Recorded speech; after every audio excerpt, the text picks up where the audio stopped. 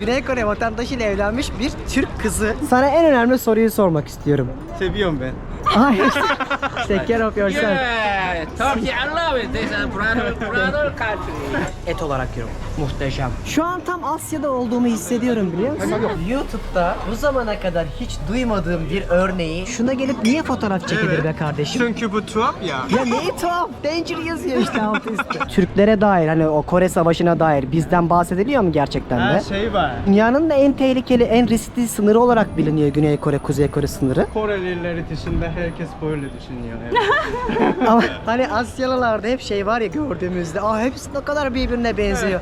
Nasıl ayıramıyorsunuz diye konuşuruz. Onlar da bizim için mi diyor? Evet ve mesela Türkler hep aynı gözüküyor. Ya ama nasıl abi ya? İmkansız. Ya ben- Parayı önceden alıp faizi yatırıyordu. Evet. Şu an enflasyon olmadığı için faiz de yok haliyle. Çok da iyi örnek verdik. Bak, enflasyon, faiz. Türkiye'de şu 4 ana temel şeyi pek bilmediği için bizim toplumumuz, yıkılırsan dalga geçerlermiş. Doğru mu yani, sarhoş olursan? Ha, tabii. Bak onu da biliyorum. Her şey çalışmış gelmiş. Gerçek Söyle hoş geldiniz. 오늘의 날씨 일기예보는 맑음 햇살 밝은 오후 무작정 어딘가 향하는 발걸음 너와 자주 걷던 거리 어쩌면 너무 익숙해 Hanımlar beyler, ben Deniz Pehlivan. Şu anda Güney Kore'nin başkenti Seul'dayım. Daha önceki bölümlerde buraya nasıl geldiğimi, ülkedeki ilk izlenimlerimi, her şeyi aktarmıştım. Ama bugün gerçek anlamda burada yaşayan bir Güney Kore'de Türk ile evlenmiş, Güney Koreli Güney Kore vatandaşıyla evlenmiş bir Türk kızı aynı zamanda bize eşlik edecek. O yüzden bu bölümün sonuna kadar muhtemelen Kore hakkında bulabileceğiniz en güzel bilgileri edinmiş vlog olacağını düşünüyorum. Şimdiden çaylarınızı, çekirdeklerinizi alın. Size iyi seyirler. Bana da hem Kore'yi gezdiğim hem de ülkeyi anladığım güzel bir deneyim olsun. Başlıyoruz. Dostlar, şu an Kore'nin başkenti Seul'da dolaşmaya başladım. Buraya geldiğimde pek tabii ki önceliğim başkenti görmekti. Akabinde Gyeongju ve Busan'a gidecektim. Ama Japonya'daki Sakura'yı kaybetmek istemediğim için birazcık hızlandırılmış gezi yapayım dedim. İnternette yaptığım araştırmalara göre Kore'de yaşama konusunda da birçok şeyi öğrendim. Ama önceki bölümlerde de size söylediğim gibi her ne kadar internette araştırsam da burada yaşayan insanlardan duyup rehberler çıkarmak çok daha doğru olacaktır. O yüzden Aylin'le Deniz Bu konuda size yardımcı olacağız inşallah. Olabildiğimiz kadar. Kore'de yaşıyor artık Aylin. Eşi de Koreli Deniz. O da Türkiye'ye gelmiş, tanışmışlar. Kaç senedir buradasın Aylin? Ben 4 senedir buradayım. 2020'de geldim. Korece konuşuyorsun. Konuşuyorum. Deniz, sen Türkçeyi çözdün bayağı. Çözdüm. Bizden iyi konuşuyor. Gerçekten yani hani internette bulamayacağım her şeyi hem beraber deneyimleyerek böyle sohbet halinde gezip aktaracağız, hem de böyle ülkeye dair sizlere deneyimlerini anlatırlar. Bir Türk kızı ve Koreli damadımız. Altıncılar Mahallesi'nden beni aldınız, gezdirmeye götürüyorsunuz şu an. Burası Kore'nin en eski mahallelerinden biri. Aha. Tamamen 6. mahallesi diyebiliriz. Şunların hepsi 6. şu karşımızda büyük bir çarşı gibi bir yer var. Onun hepsi butik farklı. Severler mi altını? Hadi canım. Burada şeyi de farklı, dramı da farklı. O yüzden renkleri de aşırı böyle sarı. Gösterişi seviyorlar. Yani yaşlıların mesela böyle bileklerinde, kolyelerinde, yüzüklerinde falan çocuklara mesela bir hediyesi olarak altın yüzük verilir falan. Öyle mi? Altın kaşık verilir. Ama- Ama Türkiye ile hatta o Türkiye ile çok benziyor. Evet, bizde de şey var ya, böyle künye falan verirler, hani böyle isim yazan. Onun gibi düşünebiliriz. Mesela çocuk birinci senede, doğru mu? Evet, O birinci şey, yaş. o ring veriyor. Aha, yüzük. Yüzük veriyor. Onu yani zor zamanda bunu satıp Destek kullanmak- amaçlı. Evet. Sizde de var yani o. Evet. Peki sana Düğünlerde altın takmazlar ama çocuklara verirler. düğünde öyle bir şey yok mu? Düğünde sadece para. Ya, tabii farklı. Aa, Yemek parası. Herkes kendi yemeğini ödüyor gibi düşün. ne anladım bu işte. Karışık zaten iş yani. Peki O yüzden sana en önemli soruyu sormak istiyorum. Seviyorum ben. Hayır. O değil miydi? O değil. Onu sonra soracağım. Onu sonra soracağım. Kitaplarınızda, tarih kitaplarınızda Türklere dair, hani o Kore Savaşı'na dair bizden bahsediliyor mu gerçekten Her de? şey var. Türkiye'ye ilgili biz kardeş ülke olarak bu yazıyor. Yazıyor. Aha. Ama Yani. orada Türkiye değil de Torgol diye yazıyor. Doğu? Torgol. Torgol? Aha. Torgol'un- Kore kitapta genelde Torgol diye bir ülke çıkıyor. Onun Türk'ün o Kore insanları dinleyince Torgol diye düşünerek.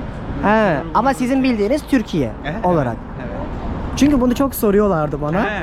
Hatta bizim şeyde Busan'da değil mi Türk Aha, şehitliğimiz var. Hı, içinde Türk bölümü de var. Ha bir de zaten. orada da var bu. Bizim savaş zamanı hangi ülkelerde geldiğine bu yazıyor da orada 3. 4.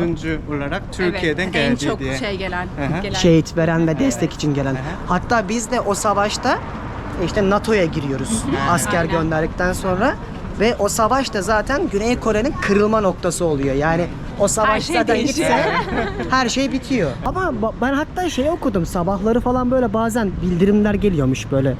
Mesela hava kirliliği vesaire uyarılar. Sabah değil, gün içinde sürekli zaten geliyor. Eğer mesela telefonlarımız bir anda böyle dum diye çalıyor, herkesin bir anda hepimiz böyle ne olduk ya falan oluyoruz böyle. Hava kirliyse, mahallede biri kaybolduysa, Aa. hani her acil durumda bu geliyor. İşte yağış varsa çok ciddi bir anlamda her şekilde sürekli alarm gönderiyorlar. Peki Kuzey Kore konusunda ne dersin? Yani ülkede şu an yapılan bir hazırlık oluyor mu? Yoksa herkes gündelik hayatını yaşıyor lakin ama en büyük korkumuz şu deniyor mu? Çünkü askerlik mesela çok uzun sizde. Kaç seneydi askerlik? 2 sene. Ama bir tek seferde 2 sene değil parçalayabiliyorsun istersen. Tek seferde 2 yıl. Öyle mi? Sadece bizdeki gibi izinler var yani. Ha ama bu Ama bizde izin yok ki. Bizde bir arada ilk Yok mu? acemelikten sonra bir arada oluyor o kadar. Sonra tek seferde artık yapıyorsun. 2 sene değil, 1,5 sene olarak Evet, artık düşürdüm. düştü. Ben 2 Hmm. sene yaptım da bugünlerden biraz kötü. Çünkü yani dünyanın da en tehlikeli, en riskli sınırı olarak biliniyor Güney Kore, Kuzey Kore sınırı. Korelileri dışında herkes böyle düşünüyor. Evet. Ama sizin de aslında çok fazla böyle büyük bir kaygınız yok değil Biliyor mi? musun? Çünkü şöyle bir şey var. Yani kanun da denir mi buna bilmiyorum ama bir kural var. İşte atıyorum, örnek veriyorum. Kuzey Kore buraya işte 3 tane bomba mı attı? Biz ona kaç katıyla? 3 katına karşılık vermek zorundayız. Bize bak, ben hemen sahip Sen artık buranın gelini olarak Güney Kore hemen 3 katına kaç sene oldu sen burada? 4 sene mi olmuştu? Aslında 4 ama ben 2013'ten beri Kore ile çok içli dışlıyım. Türkiye'de Geldim, çalışıyordun buraya zaten. Değişim öğrencisi olarak da geldim, gezmeye de çok fazla geldim falan. O yüzden 10 yıldan fazladır bunun içindeyim artık. Peki neden Kore? Yani Neden niye Kore? Japonya değil, Tayvan değil de Ya Kore? ilk Kore'ye işte 2013'te başladım. 2013'te başlamadım pardon 2010'da başladım ben ilk Kore öğrenmeye diyeyim yani. Ondan sonrasında çok sevdim. İnsanlarını çok sevdim. İşte yemeklerini çok sevdim. Ben yemeklerine aşık bir Hadi insanım canım. çünkü. Evet o yüzden vazgeçemedim. Sonra da bunu çok sevdim. Ne yapayım? Sevilmeyecek adam mı ya? Valla bizdeki birçok insandan daha sempatik ve tatlı gerçekten yani 10 numara. Madem öyle bir yemek yiyelim o zaman. Acıktık. Yani yemek dedin, kimchi dedin. Yani Korean Severiz barbekü. Kore'yi. Şimdi yemek yemeye gidiyoruz. Kore yemekleri, K-pop, ülkedeki eğitim sistemi, yaşam maliyetleri, daha anlatacağımız çok şey var. Damat da anlatacak birçok şeyi zaten. İnşallah güzel bir gün olacak hadi. Bu bölgede şimdi yemek yiyeceğimiz yere giderken birazcık da dolaşalım dedik. Akşamüstü olunca böyle masaları sokaklara atıyorlarmış ve birçok insan içkilerini içip Kore yemeklerini yiyorlar. Biz de böyle bir tanesini keşfedeceğiz bakalım. Dur ben yoruldum artık Denizciğim. Yani beynim nevrim döndü. Şimdi ülkeyi anlayamaya çalışırken Deniz çok bir sohbet yaptık. Ben ülkede intiharın çok yüksek olduğunu ve baskının çok fazla olduğunu ve bu konuda bir yorumum olduğunu söyledim. O da bana hak verdi. Nasıl çalışıyordum lisede cehennem gibi. Evet, öyle tam öyle çalışıyor. Mesela ben lisede sabah 7'de okulda oluyorum. Yani 6-5 gibi uyanıp öyle 7'de okuldan başlıyorum. Sonra akşam 11'e kadar okulda çalışıyorum. Sonra çıkıyorum başka kendi ders çalışmak Yine gereken devam ediyorum.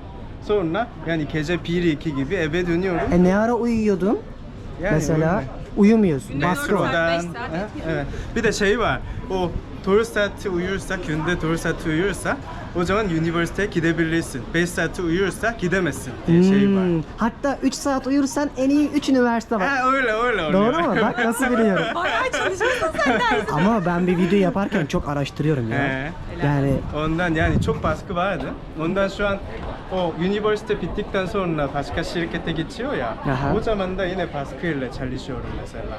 O yüzden artık insanlarda baskı bir alkol ihtiyacı da oluyor. Olabilir mi? Evet. Mesela ben ilk şirkete gittiğimde yani akşam 7-8 kadar çalışıyorum. Sonra gece 3-4'e kadar içiyorum. Sonra gidip Abi nasıl kalkıyorsun? dışarılıp tekrar işe gidiyorum. Böyle yani Ben devam Deniz'in ediyorum. Türkiye'de çalışırken Deniz'in hiç uyumadan, gerçekten Evet. hiç uyumadan işte çalışıyoruz gece 10'a 11'e kadar, çok yoğun olduğumuz bir dönem, çok yoruldum, bir şeyler içerim diyor. Bir şeyler içmeye gidiyor, bir şeyler içiyor, sabah 4 gibi falan eve gidip duş alıp tekrar sabah geri geliyorum. Ben geliyorum 3 saat ben uyumuş oluyorum. Ben şöyleyim. Dedim, evet Aynanım nerede kalmıştık? Geç mi geldin? Nasıl yani uyumadan nasıl bedenin dayanabiliyor ki buna? Yani bu Alışkanlık mı var? İlkokuldan beri Bazen böyle çalışıyorum. evet çocukları böyle büyüdüğü için bence çok sorun olmuyor. İşte ben buraya ilk 2 bölümde bunu anlatmaya çalışmıştım insanlara. Buradaki aslında eğitim sistemi Finlandiya'nın da mesela çok iyi. Buranın da çok Ben iyi deniyor. ya. izledim İzledin senin mi? dediğini. Ama burası çok ağır değil mi? Evet, İşte evet. Çok ağır. Hatta o zaman da şey dedi ki tam tersi. Ya. Sen dedin ya hani Finlandiya'da 4 Evet, saat evet. sadece falan, hani evde ödev yok falan. Tam Burada tersi. tam tersi değil mi? Evet. Yani buna başarı da denemez bence ya. Hani bir laf var ya. Biliyorlar ya bence artık. Hayattaki başarıyla iş başarı dengesini kurmak. Yani iş hayatında çok başarılı olabilirsin ama hayatını unutmuşsundur. Burada biraz hayatı unutuluyorlar gibi. İşte o yüzden bence zaten şey böyle markayı çok seviyorlar. İşte dağıtınca tam dağıtıyorlar. Hani bir şeyleri evet sonuna kadar şey yapıyorsam, hani çok çalışıyorsam o parayla da istediğimi yapabilirim kafası bence. Ben öyle düşünüyorum. Bir de eski zaman insan dışında Kore'de hiçbir şey yoktu mesela. Evet. Petrol yoktu, elektrik yoktu, hiçbir şey yoktu ondan. O Koreli kapatan şey var. O Kore'de sadece insan var. İnsan kafayla çalışmak gerekiyor. Başka satabilecek bir şey yok diye ülkede. Ondan yani telli gibi çalışıyordu zaten. Öyle mi? Ama şu an bugünlerde mesela K-pop mı, dizi mi, film mi böyle yeni çıktı ya. Evet. Daha Ondan kolay karışıyor. insanları biraz daha rahat oldu gibi. Aa, zenginleştikçe şımardılar mı? Birazcık öyle oldu gibi. Ama benim yaşa kadar öyle şey yoktu. Benim yaşta kaç yaşında Deniz? Deniz 86'lı. 86'lı. O yüzden işte Deniz bence hani bu intihar, hani dedin ya devletin de Evet, en büyük evet. sorunu şu an bu intiharlar. Dedin işte o baskıda bulunan insanların Evet. yani ne yazık ki Bir de- kaçtığı yer değil mi? Tam orta nesilleri var ya, nesilleri, eski insanları zaten deli gibi çalışmak gerekiyor diye düşünen kafası. Bir de yeni nesilleri ben o kadar çalışamam diyen o nesil var. Bunalıyor. Ortadaki insanları çok zorlanıyor. Ondan önce gidiyor mesela. Ya işte bu Gidiyor demesi, ölüyor demesi. yani ölüyor. Yani kastı şu, aslında sistemin getirdiği baskılar insanları bıktırabiliyor ve eğitim konusunda benim size yaptığım bütün yorumlar doğruymuş. Dersime çok doğru çalışmışım. Yanlış bilgi vermemişim bak değil mi? Helal olsun. Ya çünkü insanlara söyledim, bak dedim ben size yanlış bilgi vermeyi hiç sevmem. Bir anlattım, bir de sizden dinlesinler istedim. Aynıları şu an tekrarlandı galiba. Demek ki yalandan bir de yapmıyormuşuz. Şimdi çok tatlı sokakların olduğu bir yere geldik. Insadong muydu burası? Böyle büfeler var, işte tezgahlar var. Her şeyleri oyun şeyi gibi ya. Animeler gibi. Ya burada Aylinler söyledi şimdi. Her şeyin sırası var.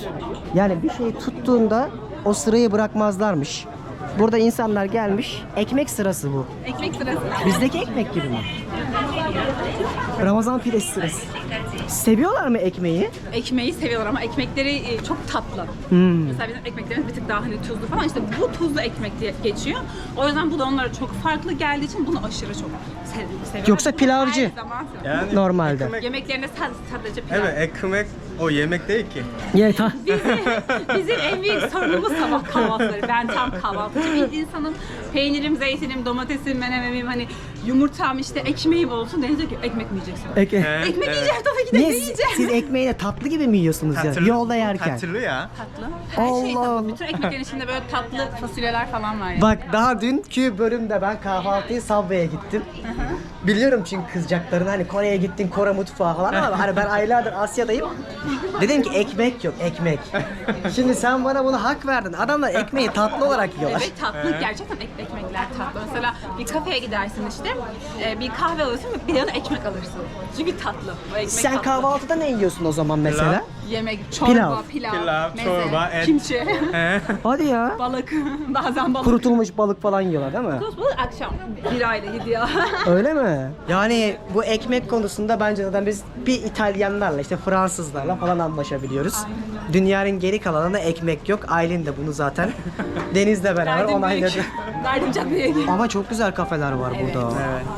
Baksana. Konsept kafe eşittir Kore'de. Yani çok kalite ya.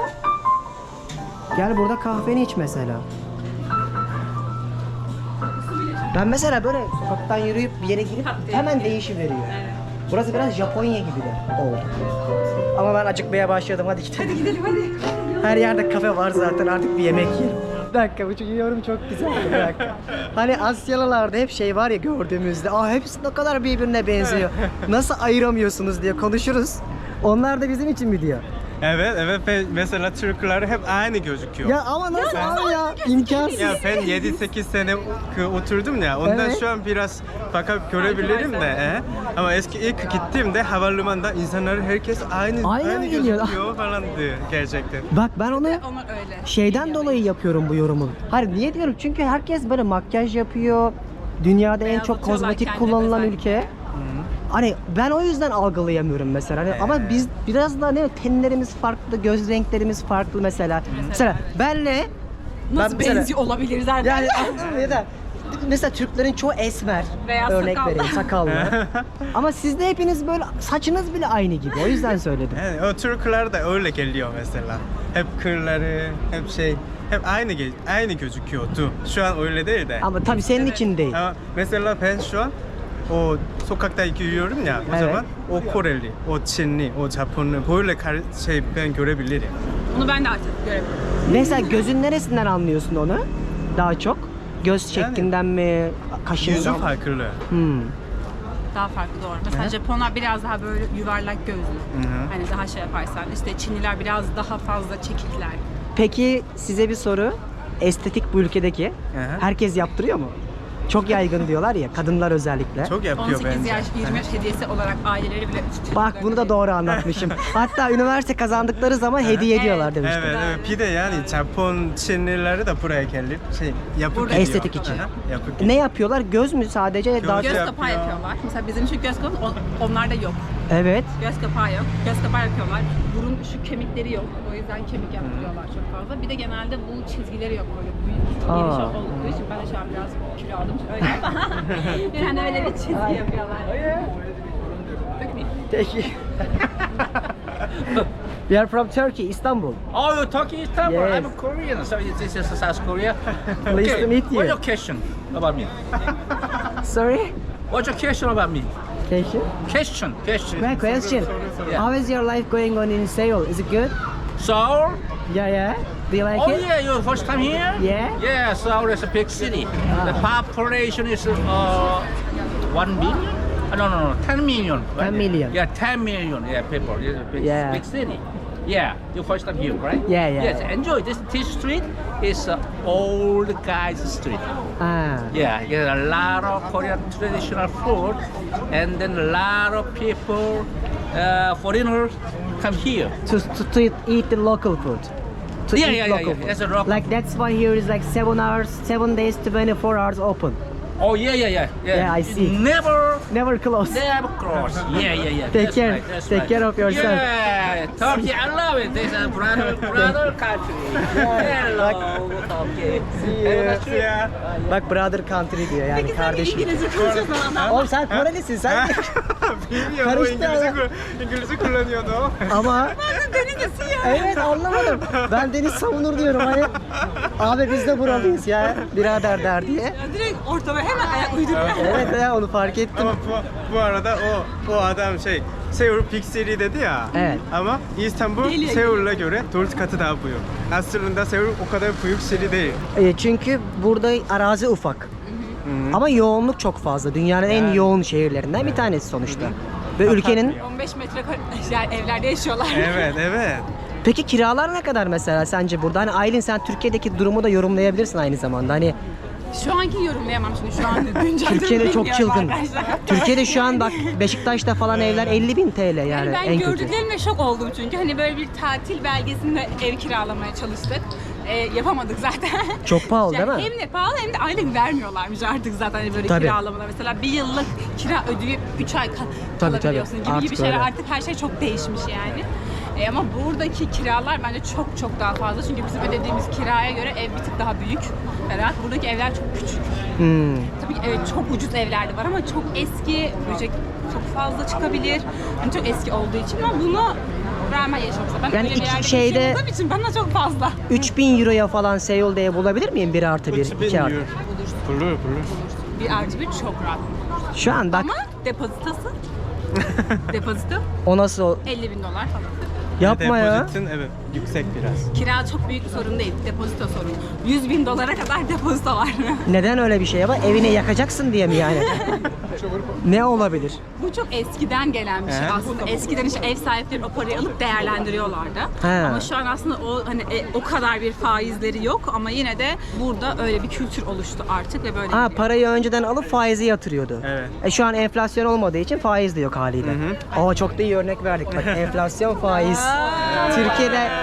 Türkiye'de şu 4 ana temel şeyi pek bilmediği için bizim toplumumuz, yani enflasyon ve faiz olayını, İnşallah biz de o durumları yeneceğiz. Az kaldı yani. Biraz daha Öğreteceğiz, zaman. herkes Bu öğretecek. arada ben Türkiye'de araba satarken 40.000 TL sattım. Arabanı. Evet. Şimdi satsan 400.000'de. Ne Kazıklandın. kadar olabilir ki? Keşke. Niye sen satarken kaç paraydı dolar? 1 dolar 3 TL mıydı? Ama şimdi Evet. 35 TL neredeyse. Yemek yemeye gidiyoruz. Böyle sohbet ede. Şöyle neon ışıklarının olduğu bir mahalleye geldik. Burada akşam yemeği yiyeceğiz. Özellikle akşam bunlar daha rengarenk görünüyormuş. Burası hangi mahalle? Burası Çomro. Çokon. Çomro. Çongro. Çomro. Aha, buradan zarar gelmez mangal var. Buradan zarar gelmez sokakta. Burası sıra var. Karşısına. Ya bu sırayı çok seviyorlar. Bekliyorlar değil mi saatlerce? Saatlerce bekliyorlar. Hiç gıt demeden bekliyorlar. Biz anlayamıyoruz. Ama tertemiz ya her yer. Pırıl pırıl kokuyor yani. Yani gece birazcık sıkıntı oluyor ama sabaha temizleniyor. Temizlerler. Sabaha temizleniyor. Baksana yani şu dükkanın falan güzelliğine. Ya bir de şimdi Aylin'le Deniz olduğu için her şey daha rahat kafamda, biliyor musun? Siz olmasanız şimdi ben 2 saat bakacağım nerede ne yiyeceğim. Bir de orayı araştıracağım. Şey güzel aslında, mesela menüler var hep genelde dışarıda. Hani görebiliyorsun ne var acaba. Evet. Bir de İngilizce de artık. Ha, ama yine de şeysin böyle. Hani acaba nasıl bir şey geldi? Tabii canım. kısmını bilmeyenler için buralarda tabii ki çok zor oluyor. Yani şey konusunda da bak, burada mesela her şey varmış. Avrupa mutfağı da var. Asya'da Biraz var. daha böyle bira evi gibi düşünebilirsin. Ama biz et yiyelim. Barbekü, Kore barbekü. Yani dünyanın en iyi Kore barbekü olarak nam salmış mutfaklarından birisi. Barbekü anlamında. Her yerde de bunu yiyorlar. Bir de eti hot pot'ta seviyorlar değil mi? Yani yemekleri mesela. Sıcak suya atıyorlar ya. Hot pot'larda da gördüm. Şabu şabu işte. O biraz daha şey, Japon, Çin yemeklerine falan ama buradaki yemekler hani bizim sulu yemek diyebileceğimiz çok çorba içinde yemek. Noodle gibi mi? Ha, noodle var, sebzeler var, etler var. Hepsi böyle tek bir kasede olabiliyor hani. Böyle bir yere geldik. Oldukça renkli. Daha güzel olacak. Öyle mi? Ne? Kırmızı kava, hepsi böyle parlak parlak. Şu an tam Asya'da olduğumu hissediyorum, biliyor musun? Yani bu şu alfabe, şu şeyler mesela bak, ışıklandırmalar. Biliyorsun onları. Ne o? İşte Öyle mi? filmlerde girip böyle fotoğraf çekiyorsun, hemen sana direkt böyle veriyor. Bunu yapmasak olmaz. Fotoğraf stüdyosu sırf bunun için. Biraz bugün. Onu Türkiye'de de vardı ya. Yeni açılanlar Var mı? Türkiye'de. Bir iki tane daha açılıyor, bayağı yeni. Neyse akşam bir yemek yerim, onu yaparız sonra ya. Ama şuralar çok güzel, çok beğendim. Sokaklar çok güzel değil mi ya? Yemek yiyecek yere doğru giderken böyle gördükçe paylaşırım. Ben en çok şu manzaraları seviyorum Asya'da. Çünkü şu neon tabelalar insanın nerede olduğunu birazcık andırır nitelikte. Böyle yerler var. Dışarıya İngilizce olarak da koymuş. Hem et hem domuz ne ararsanız veriyorlar. Bu arada burada farklı farklı mekanlara gitmeyi çok severlermiş. Yani gidip de bizdeki gibi saatlerce aynı yerde oturmazlarmış. Gidip birinci yerde içerlermiş, yerlermiş. Sonra ikinciye, üçüncüye geçerlermiş. Şu an burası mesela Çok sakin çünkü hafta sonu. Özellikle hafta içi işten çıkıp burada demlenmeyi seviyorlarmış. Kiloyla mı satılıyor bu? Ha, gramla. Ben çok bilmiyorum. Patron sizsiniz. Nereye yönlendirirseniz ben el mahkum peşindeyim. Tamam. Şimdi elimizde şurada bir yer vardı, kapanmış orası. Ha. Çünkü o Tur atıp ona- Pazar günü diye mi? ama pazar günü burada insan çok Burada yok insan ya. çok az var. Evet, Çünkü onu- etrafı tamamen iş yeri. Hafta içi gerçekten atıp atabiliyorsun yani. Olsun ya, böyle dolaşmak bile çok güzel. Şöyle mangal yapacağız abi birazdan. Kore barbeküsü. Yani bildiğiniz mangal gelecek. Üzerinde tavuğumuzu, etimizi koyacağız, pişireceğiz. Onların bu en büyük keyiflerinden. Pek tabii ki yerel yemekler de var. Ama ben bunların hepsini zaten daha önceden deneyimledim. Hatta sizler Kore'ye gelmeden önce mutlaka açıklamaya web sitemin yazıları, konakladığım oteller, önerilerim hepsine okuyun. Okuduktan sonra zaten hem Kore hakkında çok bilgiye sahip olacaksınız hem de rahat bir şekilde Kore gezi planı yapabilirsiniz. Hatta Kore ile kalmaz, Japonya, Çin vesaire gibi ülkelere de birbirine bağlayabilirsiniz. O yüzden özet olarak açıklamaya bakın. Böyle bir caddeye geldik. Burası da trafiğe kapalı yine. Şöyle bir yere geldik. Burayı önerdi enişte. Burada yiyeceğiz. Allah Allah, etler nasıl güzel kokuyor. Şimdi mangalı kurduk. Böyle altında kömürü var. Şunların hepsi et. Rakı yok, şey var işte, soju. Soju içeceğiz. Normalde böyle gelip yardım etmiyorlar, pişirmiyorlar. Niye burada pişirdi? Öyle mi? Ya tabii her yere göre değişiyor. Bazıları direkt sana bırakıyor ama bazıları hep sonuna kadar Gelip ilgileniyor. Ben de şimdi o ben mi yapmam lazım yoksa o yapacak mı? Bunu şimdi Ha, düşünüyorum. ben o yüzden dedim ya. Adam direkt geldi İki tane yaptı. farklı şey olabiliyor. Şimdi bu bir dana eti. Fark ettiğim bir şey var. Çok lezzetli etleri. Yani mesela Gerçek inek, yani Kore inek eti diye bir şey var, hanu diye. Onu yersen var ya, üf yani. Hadi çok ya. pahalı. Mesela bunun işte 100 gramı 25 falan da. Onun mesela genelde 100 gramı Yani ne kadar o 75, 100, bazen 150 3-4 katı. falan. Kore eti iyi o zaman, yani bu kendi ürün, ithal değil yani, değil mi? Bu bence Amerika, Avustralya falan da kendi Kore etini yersen işte hani Kore inek etini yersen o çok pahalı. Yapma ya. Onun özel yerler zaten. bakayım orada yazıyor mu? Ve bu arada yani bunun 100 gramı 22 euro falan. Kilosu 200 euroya falan geliyor teknik olarak. Öyle diyorsun öyle. Hesaplayınca. Euro'yu Hesaplayınca. bilemedim şu an. Ben dolma yaşadığım için. Ya şey olarak hesapladığımda öyle geliyor. Burada neler var? Şimdi burada neler var? Bunlar direkt böyle meze olarak geliyor bize, işte böyle İkram. panchan dediğimiz. Aynen. Masaya oturduğumuz an zaten daha sipariş vermeden geldiler. Burada beyaz kimchi var. Sen kimchi sevmiyor musun diye sana beyaz kimchi de acısın. Burada Dikkat. konuşamam. Gelir gelmez bu ne? Çorba. Çorba mı? Soğuk. He? Dubu var ya, bu soya fasulyesinden yapılan böyle taze. Şöyle bir şey, biliyor musun dubuyu? Aa yok. Şu an yumurtayla çok karışmış ama soya fasulye, şu fasulye aslında, şu beyaz şeyler. Öyle mi? Bu bir içki etin yanında ya denjançige ya da işte böyle sundubu, kimçicige gibi böyle minik çorbalarda geliyor. Getiriyorlar. İkram olarak mı bu da? Bunlar ne? Soğan, soya sosundan. Yok, bu da fasulye. Aa, Bu da aslında soya fasulyesi. bu Kimchi. yeşillik. Bu yeşil soğan, ince soğanlar var ya, yeşil Evet. soğan. Onu böyle ince ince kesiyorlar, bu ondan. Bak mesela bu beyaz kimchi değil mi? Bunu direkt yiyoruz. Evet, net gibi. Turşu. Net turşu. Sirkeli turşu. Aynen öyle. Ve net bir şey söyleyeyim size. O kırmızı olan sosludan daha yumuşak yemesi. Aha, daha rahat. Evet, bu suya böyle şey. Yani Yıkayıp bir şey düşün. Bunu beğendim. İşte ekle, bu daha güzel oluyor. Ama gelmiyor. Bak geliyor, hemen elinden al. Evet. Sen çekil bakayım dedi resmen. Sadece ben yaparım. Şimdi eti şöyle yiyelim. ne? Oraya Ha, 그쵸, 네. Ne, kimchiyle mi pişirecek? Onu üstüne koyacağım. Ha, sunum yapıyor. Kurumasın diye. Bunlar bitmiş, onları artık yiyebilirsin diyor. Aa bak, bana hiç böyle ilgilenmediler geçen gün ya. Sen tek Ben bir başıma yedin. uğraştım. Kıyamam sana. Tek başıma yaban ellerde. Şimdi etim burada susam yağı, tuz, karabiber falan var. Buna batırıp yiyebilirsin.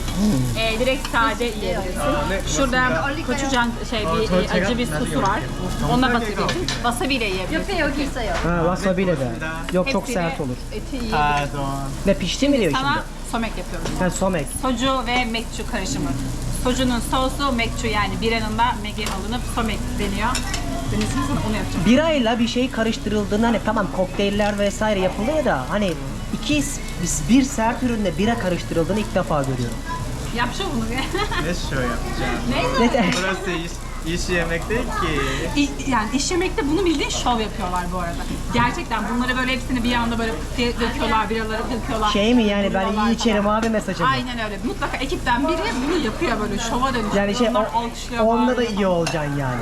Olacaksın. Her konuda iyi olacaksın. İyi içeceksin bir de öyle bir şey var. Yapma ya. İçersen iş yerine çok sevinirsin. Hatta yıkılırsan dalga geçerlermiş. Doğru mu yani sarhoş olursan?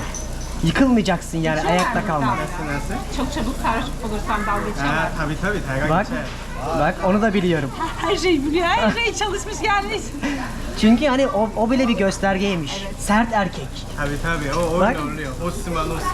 Bak. Osman mı? Osman. Serdar. Enişte ne yapacaksın şimdi onu? Köpürteceksin mi? Kıracağım ben. Kıracağım. Karıştıracak yani içindeki şey. He. Aa bunu ilk ulan hiç böyle şey görmedim ha. Afiyet olsun. Vallahi enişteye bak ya. O zaman cheers mı? Neydi? Kombe. Kombe. Kombe. Gombe. Kombe.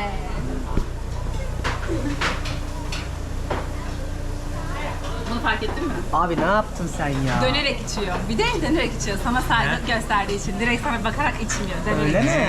Saygıdan. Evet. Oğlum çok saygılılar Önemli ya. detaylarımız var. Evet çok saygılılar. Biz de hayvan gibi bakamadık. Ben Türklerle hiç nereye gitme. Ama bizde de mesela tokuşturup böyle rakıda falan böyle yani ne bileyim. Bir bunu yaparsın. Şöyle sonra bir yaparsın yani. Masaya vurursun. O yüzden. Ve içimi daha iyi. Dönüp içiyorlar. Daha rahat değil mi? Evet. Direkt soju içmek daha sert. Direkt soju beni yıkıyor. Tekila gibi. Evet. Böyle küçük Boş bir de içmek önce. Şimdi sana bir de sam yapalım. Sam ne? Sam, yeşil, ellerimi yıkadım, temizim tamam mı? Şimdi yeşilliğimize etimizi koyuyoruz. Üstüne de böyle birazcık acı çünkü sen çok sevmiyorsun diye. İstersen kimçilerden falan da koyabilirsin. Ben sana şunu koyayım birazcık, ben bunu severim. Sana da Bu şey bizdeki çiğ köfte dürüm. dürüm. Sonra bunu hepsine yükletiyorsun. Direkt bunu alıp yiyoruz ha? Enişte afiyet olsun. Afiyet olsun. Çok güzel. Çok güzel. Et iyi pişmemeli. O suyu gitmemeli yani. Tabii. Bence Türkiye'de çok pişiriyorlar. Ha evet ben Her şey değil mi? Ha? Hala kabullenmiyor. Bir de ben ilk önce Türkiye gittiğimde o steak yerde nasıl istiyorsun falan dedi. Ben de medium rare dedi. Rare'dan geldi. Sonra bu yanlış geldi falan dedi. O medium rare diyor. Ama kan gözükmüyor. Hep Çünkü öyle. o şeyi bizde kan olayında şeyimiz yok. hepsi tabak genelde geri gider. Evet der ki bu pişmemiş, buna çiğ vermişsin falan ama Yok bütün yok. dünyasında öyle ya. Doğrusu bence de bu. Afiyet Nasıl, olsun beğendin gençler. mi? Çok güzel. Bunlar da tuz galiba. Bu karabiber, bu zencefil, bu wasabi. Yemeyelim eti de o kadar daha ilerlemedik. Sadece et olarak yiyorum. Muhteşem. Yağlı. Yaban değil. Ama Kore barbeküsü zaten çok güzel ya. Lezzet Sağ olarak. olsunlar, bu işi güzel yapıyorlar. Çok iyi yapıyorlar. Şu anda YouTube'da bu zamana kadar hiç duymadığım bir örneği enişten bana verdi. Aylin sen duydun mu? Ben böyle bir şey duymadım daha önce. Ben bilmiyorum. Deniz'den biliyorum. Deniz'in bu bilgileri çok fazla olduğu için evde böyle sürekli haber okuyup bana geliyor, anlatıyor. Ya sen diyorsun ki şimdi burada bir zenginle fakirin dengesini kurmak istersem fakiri de zengini de aynı mahallede yaşatabilirim. Evet, Kore'de. yaşamak gerekiyor diye. Yaşatıyor. Yaşatıyor. Yaşatmak zorunda. Nasıl verir Yaşatmayı yani sağlamak. ne diyor mesela bir bina yapılıyor mesela buranın Gangnam Style dedikleri o bölge var Gangnam bölge çok lüks bir yer. O binaya gidip şey mi diyor yani %10 gelir olarak düşük olanlar da O satmak için var. O yüzde kaçının o para varsa gelebilirsin. Tamam. Yüzde kaçının zengin kesim Aha, mesela. Evet. Bir de yüzde kaç oranı ya onları çok fakir para o kadar yok ama o başvuru yapabilirsin. Başvuru yapıyorsun kurayla. Bir de o yüzde kaçının engelli olmak gerekiyor. Mesela böyle bir de o yabancı olmak gerekiyor. Böyle oranları var. Ha, dengeliyor bütün herkes. Yani o binayı karıştırıyor insanlarla. Çünkü böyle yapıp onu sosyal mix diyor Kore'de. Social mix, sosyal karışım. Öyle yaparsa sosyal sıkıntıları çözebilir. Sadece zenginleriyle yaşıyor. fakirle yaşıyor. Böyle yaparsa Ayrım çok küçük ayrım olacak. çok büyük olacak bundan. Aynı yerde Aynı yaşatıp yerde yaşasın. karışın diyor. Bunun örneği yok. Ben bilmiyorum. Görmedim yani. İnanılmaz. Yani enişte ve Aylin şu an Kore'deki yani inanılmaz bilgiler alıyorum. Çok tuhafıma gidiyor. Hayır bir de Deniz'de hani o da Türkçe konuşuyor ya hani birine Hala bulursun. anlaşıyorsun. Evet. Yani ben ona bir şey demeden anlaşabiliyoruz. O da İstanbul'da yaşamış yani durumu da biliyor mesela. Hani senin yorumlaman çok güzel oluyor. Ay, mutlu oldum ben. Mutlaka. Çok Burada mutlu oldum. ve nazar değdi. Nazar mutlu değdi. oldum. Siz bana ne getirdiniz bir gösterin bakayım hediye. Siz o yurt dışından çok kalıyorsun ya. Evet. Ondan Türkiye tadısı o Allah'ım cheesy. üzülebilir diye böyle getirdik. Çikolata biraz daha getirecek gibi hepsini yemiş. Ya siz yiyeceğim şimdi ya. Böyle şeyleri getirdik. Bana neler getirmişler. Cheesy, ikram, Coca Star. Teşekkür ederim. Gofretlerim daha gelmedi kargoda. Gelseydi aslında gofretlerim de öyle Yok, değil. ben- Onlar bu daha benim- henüz elime ulaşmadı. Bu beni 2 hafta idare eder. Ben böyle Gerçekten mi? uyumadan önce böyle Birer tadımlık tane, birer tane. rüyalarıma girsin diye. Afiyet olsun. Vallahi 10 numara ya. Şimdi yemeğimizi yedik. Çok güzel bir akşamdı. Yemiyor. Nasıl yemiyor? Ne kadar Kuş yedik? kadar yedim. Biz dünyaları yedik. Ne kadar yedim ya olur mu? Kuş kadar yedin. Ben midemi küçültüyorum. Çok gezerken aç kalmamak. Oo, çok güzel olmuş. Bak gecesi daha bir başka. Aynen Enişte sen ne dedin ya az önce? Dedin ya siyaset konusunda işte burada hani insanlar hesap soruyor. Bir partinin eğer bir zenginse milletvekili bilirsin, fakirse de bilirsin. Askere gitmemişse de ama ileride sıkıntı çıkmasın deyip gerekirse Amerikan vatandaşlığını düşürür. Evet, genelde büyük aile olsa, büyük ailede Zengin ailelerde. Zengin aile olsa onun çocukları zorla askere gönderiyor. İleride çünkü sizin için bu çok değerli. Çünkü o yani ne yapsa bile o geri dönecek. Geri dönecek. Vatandaş için ne yaptın, yani Kore için ne yaptığını geri dönecek. Halk hesap soruyor yani. Ondan Ya ben o zaman şey olarak düşünüyorum yani buradaki insanların mal varlıkları, askerlik durumları her şey daha şeffaf. Daha açık. Açık. Eğer bir de Açık. hani siyasete atılmak istiyorsan çok daha açık. Daha zenginler Her şeyi özellikle göstermen gerekiyor. askere göndermek ne demek zorla ya çocuğunu çağırıp. Yani önü engel olmasın. İleride işte adam bir siyasete atılmak ister şey derler. Senin çocuk askere bile gitmemiş. Gitmedi. Sen ülkene ne kadar değer veriyorsun ki geldiğinde bizim başımızda bir şey yapmak bir de o istiyorsun çocuk da derler. askere gitmese başka büyük işi yapamıyor. Ondan Öyle gitmek mi? gerekiyor. Büyük Önü şirketler engelleniyor. Biraz daha şey yapıyor. Sizin için askerlik çok kutsal yani burada. Yani minimum bu. İnsan olursa askeri yapmak minimum olarak yapmak gereken şey diye düşünüyorum. Erkek olursa dersin. Erkek olursa. diyelim. Tamam, erkek diyelim. Kadınlar da gönderdi askere. Kadınlar da mı gitsin? Öyle diyelim. Erkek diyelim. Ya bir de şey de çok enteresan. Mesela buradaki o hani tam ülke başarılı olmuş 60 senede. Çalışmışlar. Özellikle geçmişteki insanlar çok zorluk çekmiş. Ama sizin için halen en önemli şey eğitim. Eğitim, evet. Onun Yani burada iyi bir üniversite okumak Yani- toplum içinde hala çok değerli. sorumluluk var, evet. Eğer sen iyi insan olmak için iyi bir üniversiteye girmek gerekiyor diye sorumluluk var. Eğitim şeyim var. Böyle iyi bir okulda okumak bir böyle başarı göstergesi gibi mi? Yani eğitim almıyorsa iyi insan olmayacak diye şey var. Ha. Ya bu çok büyük bir ön yargı var bu konuda. Hani iyi bir üniversite, işte burada 3 büyük üniversite var. Bunlardan birini okumuyorsan sen ne kadar iyi bir insan olabilirsin ki kafasında. Mesela bence bu biraz kötü bir şey. Yani burası şey gibi oluyor. Okumuyorsan kötü insan gibi algıda oluyor. Aynen, o zaten okumuyorsan kötü. Bir de iyi üniversitelerde okumuyorsan daha da kötü. Ama burada her şey gibi de bir algı var. Üniversite okumayan insan kötüdür gibi de bir algı oluyor. Ama bu arada %90'ın üniversiteye gidiyor. O sorun. %90'ı. Herkes üniversite Benim hakim okuyor. arkadaşlar. İsterse de şey mi yani? üniversite bittikten sonra tarımla mı uğraşıyor, hayvancılıkla mı uğraşıyor?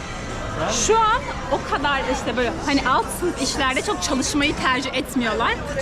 Çalışmıyor ki ben o kadar şey yapıyorum niye burada çalışayım diyor mesela. Onlar için daha çok işte Finans. yabancı çalışanlar kullanılıyor mesela. Bu Mesela çok kötü yani bir şey. Kore'de üniversite mezun oldu demek yani ortaokul mezun oldu gibi olmuş.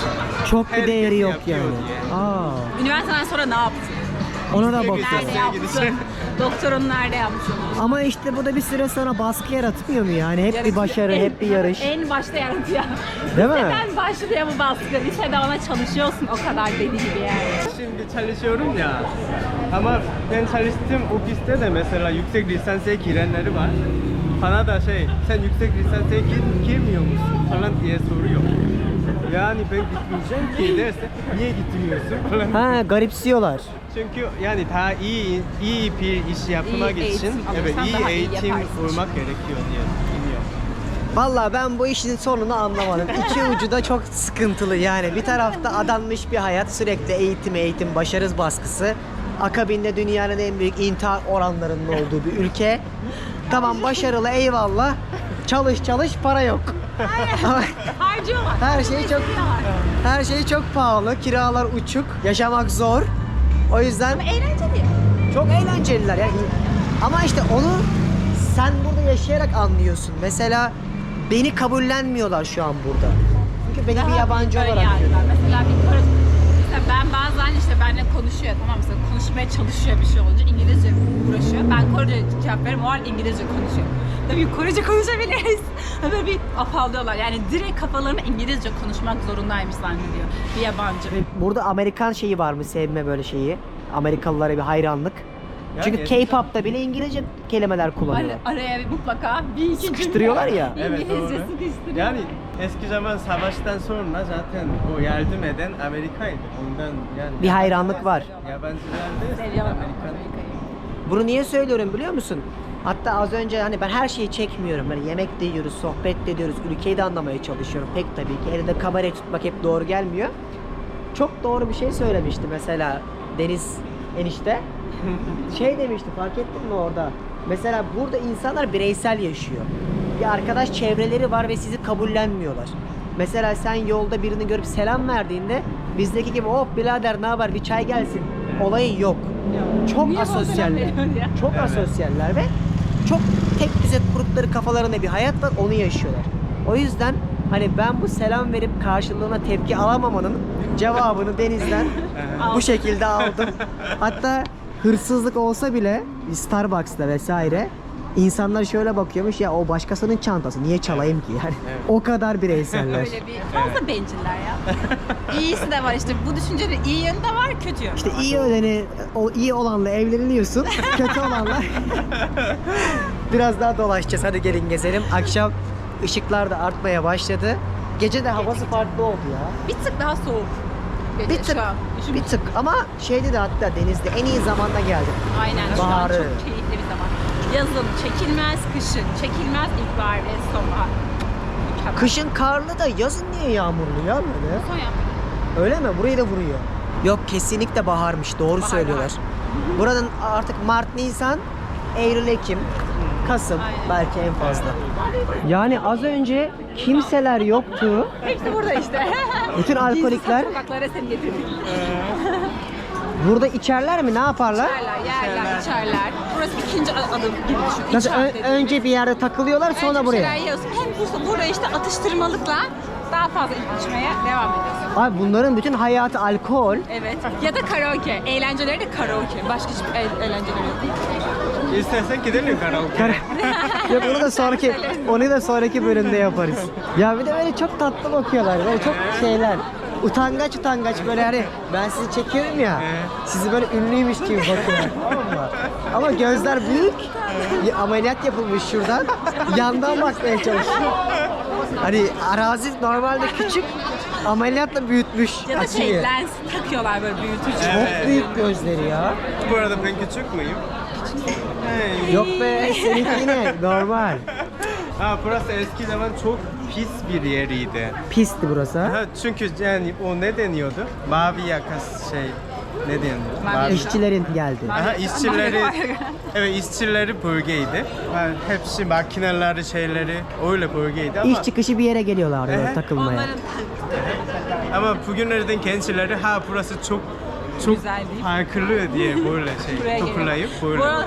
Bu dönemde şu an gençler böyle eski şeyleri daha çok beğenmeye başladı. İşte eski tarzları, eski Evet. yerleri.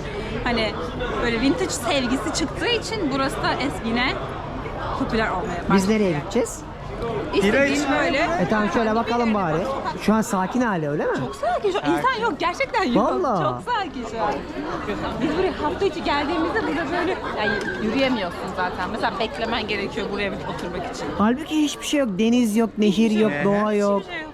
Ama eşyalar yani eski Eşya- tipi şeyleri var ya. Eminönü içiyorsun işte tam. Onu görmeye geliyor mesela. Allah Allah çok enteresan yani ben böyle daha şen şakrak eğlenceli böyle doğal bir yer bekliyordum. Seni gerçek Kore'ye getirdim. Gerçek Kore.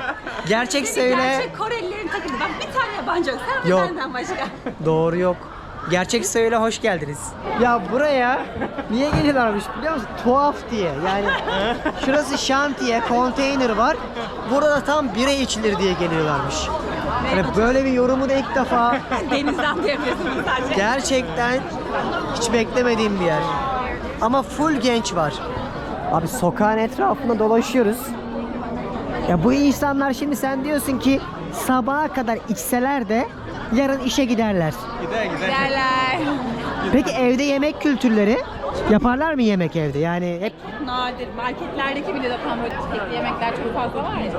Tek kişilerse eğer sağlıklı yemek istiyorlarsa evet ama zaten günde bazen bir iki öğün falan yediklerinde içinde çok dışarıda takılmayı daha çok. Bir de Kore yemekleri böyle ortaya yemek kültürü çok fazla var.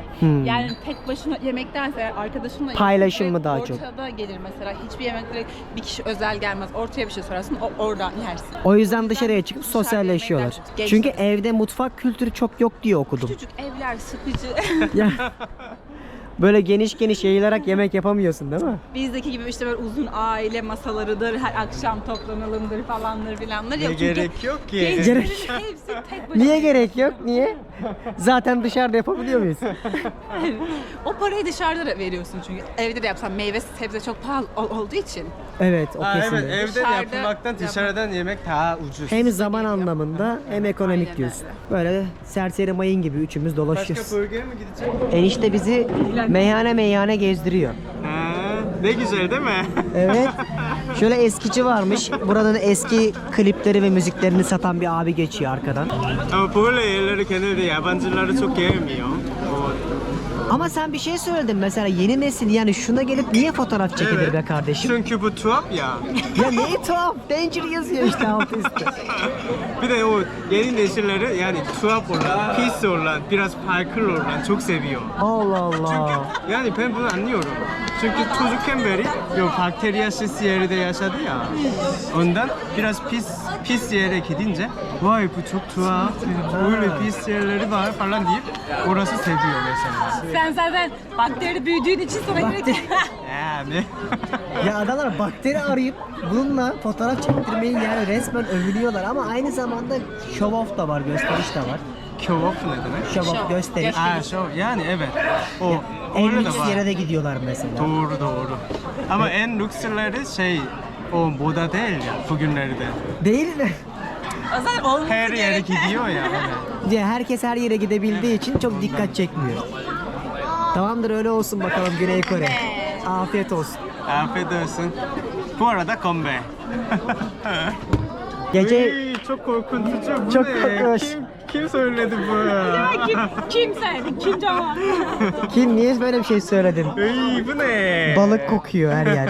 Ne yapıyor? Kızartıyor mu bunu? Kurutup Kurutuyor. Kuruttuktan sonra ısıtıyor mu peki? Bunun böyle yiyince bayağı güzel. Ne mayonez mi o? Mayonez o Mayonezi? da acı soya sosu. Soya sosu evet. Niye çok küçük aldın? Çok küçük kibarlık olsun diye. mi? Evet. Çekim var değil mi? Kanaldaki takipçileri de böyle kibarlık Ya bak işte adamı görüyor musun ya? Sizin canınız çekecek diye küçük parça alıyor. Mayonez de. Mayonezi. Hiç yapmam normalde. Ay ne güzel. Beğenmedi. Mayonez de mi kurtarmadı seni? Ha o zaman bira iç. Yemin ederim güzel değil. Özür dilerim ama ya ben bunları bulmuşum. Bırakır mıyım? Video bir saat. Bak gelen bilgiye bak. Bak taciz, kavga. Evet, Şimdi kadının da ama olay nasıl oldu? Konuyu nasıl geldiğini söyleyeyim. Arkada birileri düştü, sarhoştu. Deniz'e dedi ki hani herkesten özür diliyormuş adam. Çünkü hani anlayışınız için hani sarhoş. Ve burada dedim ki diyelim ki o adam sarhoştu. Biri kavga çıkarır mı dedim. Deniz de dedi ki burada dedi kimse kimseye vurmaz. Çünkü vurursan tazminat ödersin. Hem ödersin yani hani ilk kimin vurduğu çok önemli. Mesela atıyorum Deniz işte biri birine çok fazla küfür etti şey yaptı. Onun üstüne diyor ki ay hadi vursana bana diyor. Mesela o insan hatalı olmasına rağmen ilk vuran kişi hatasız olsa bile o vurduğu için o hata oluyor. Para ödüyor. Ve yani sonra. anlaşmak için para ödüyor. Anlaşmazsa yani bir para ödemezse ve anlaşmazsa hapse gidiyor. Ve Yapma burada ya. bir sicil almak demek senin bütün geleceğinin bittiği anlamına geliyor. Mesela özel şirketlerde çalışamazsın. Birçok şey yapamazsın değil mi? Ne olabilir ki? Yani kavga Vurdu. ettin mesela, vurdun. Vurdun gittin birisiyle sarhoş oldun, kavga ettin, vurdun. Mesela İş. para ödemedin, anlaşmadın ve gittin hapse. Bir yıl boyunca yattın. Sonra çıktın. Aha. Senin pasaportunu bir alıyorlar ya orada. Aha.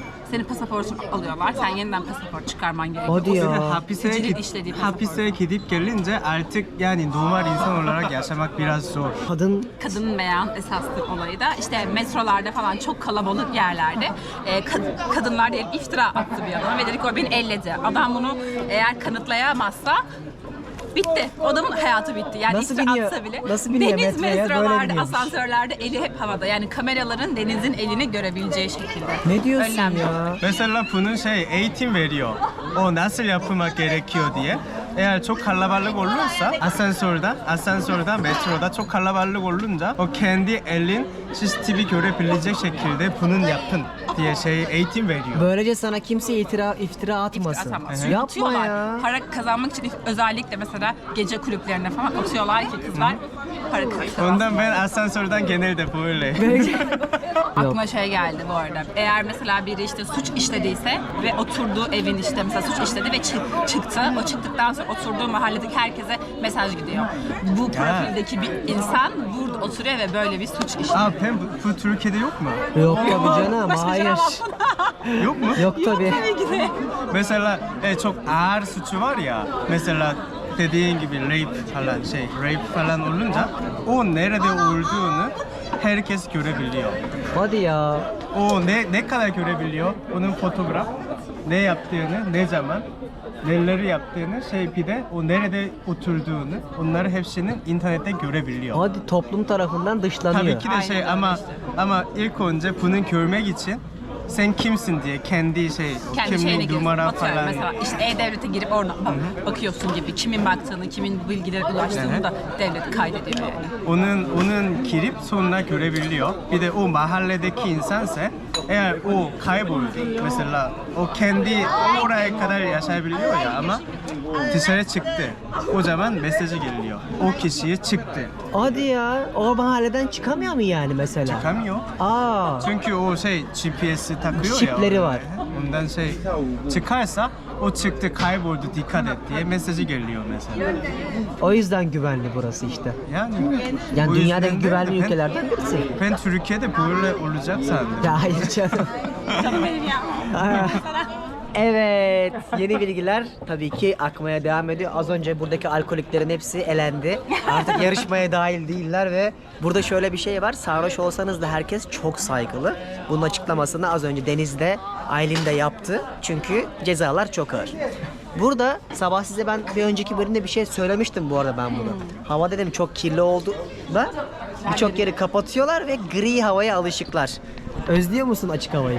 Var ya böyle masmavi, tertemiz gökyüzünü özlediğim kadar hiçbir şey özlemiyorum. Ya Kore'nin en çok sıkıntı yaşadığı şey hava kirliliği olabilir mi Deniz? Olabilir.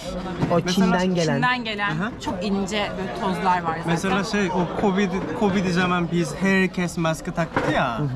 Ama o Korelileri bunun için çok yani rahatsız etmedi. Muhtemelen Çünkü maske zaten takıyordu. Alışıklar zaten. Böyle işte havanın pis olduğu zamanlarda telefonlarımıza uyarı geliyor. Hatta- maske tak, camını açma. Hatta burada şehrin en yüksek kulesinde hava durumuna göre o kulenin Rengi renkleri değişiyor değil mi? Tavadayım.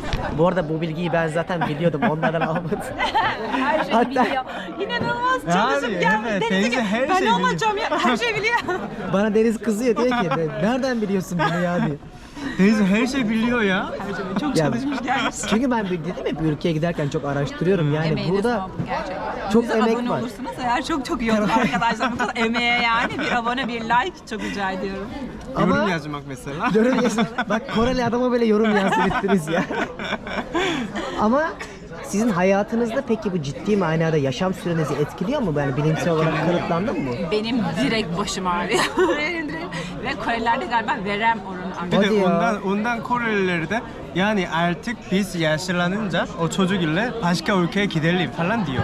Öyle mi? Hava Kendi kirliliği. öğretiyor mesela. Evet. Hava kirliliği o kadar etkiliyor. Evet. Evet.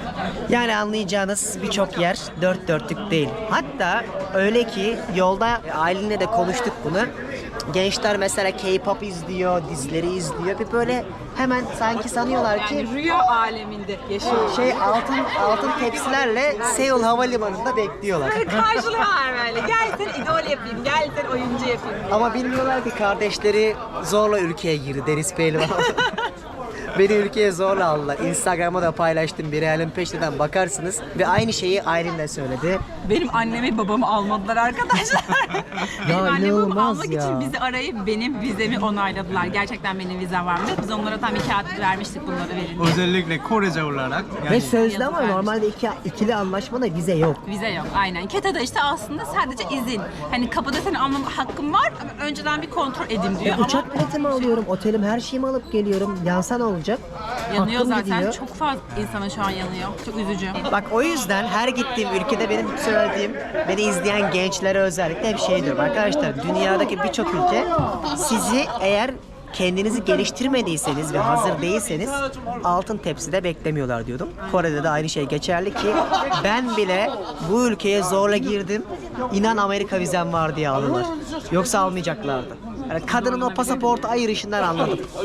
O yüzden aklınızda bulunsun. Bugün yani Seul'de bulabileceğimiz en güzel bilgileri ilk ağızdan duyduk, öğrendik. Sonraki bölümde bir de gece hayatı yaparız hep beraber. Böyle gençler nasıl eğleniyor, burada nerede eğitim alıyorlar? Hem Deniz hem Aylin bana anlatırlar, ben de sizlere aktarırım. Çok güzel bir bölüm oldu. Hem Seul kültürünü hem ülkenin genel yapısını anlamaya çalıştık. Yedik, içtik. Umarım beğenmişsinizdir. Umarım Teşekkür ediyoruz. eğlenmişsinizdir. biz Nereye teşekkür selam ediyoruz. söylüyoruz Türkiye'deki? Kayınpederle, kayınvalideye. Şiyamanirang şiyam. Ha? Anneciğim babacığıma. Anneciğim babacığım. Anneciğim babacığım. Selamlar olsun.